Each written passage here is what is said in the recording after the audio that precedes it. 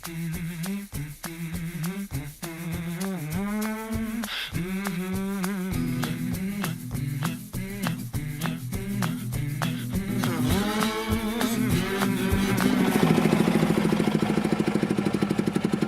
الله الرحمن الرحیم. من نمیدونم صدام چقدر میفته، باد هست.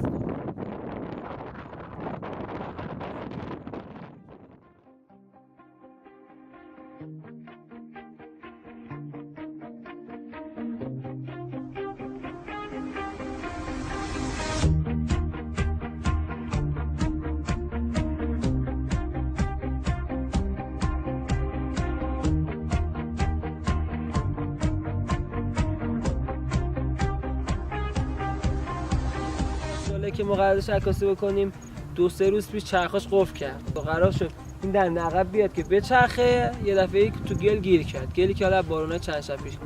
خب همینجا ثابت.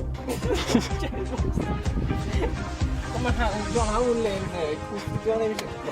اون میگه معلوم نیست. نه اول معلوم شد، تو الان اصلا فکر نمی‌کردن اومدیم فیروزکوه، روستای خمده چیه؟ خومده. خمده نه خمده. خیلی خوبی رو دعوا سر این بود دیگه که پی او وی راننده باشه، یعنی نما خیلی نمای انسانی باشه. فرض بکن که جای کسی هستی که پشت فرمونی، تو داری میرونی به اون سمت میری.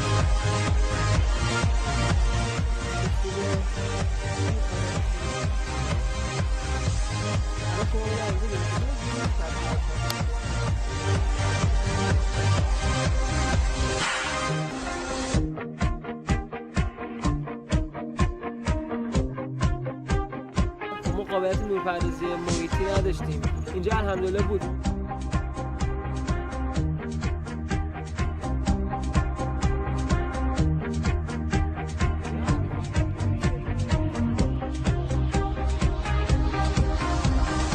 دیگه بقیه که باید بجنگیم.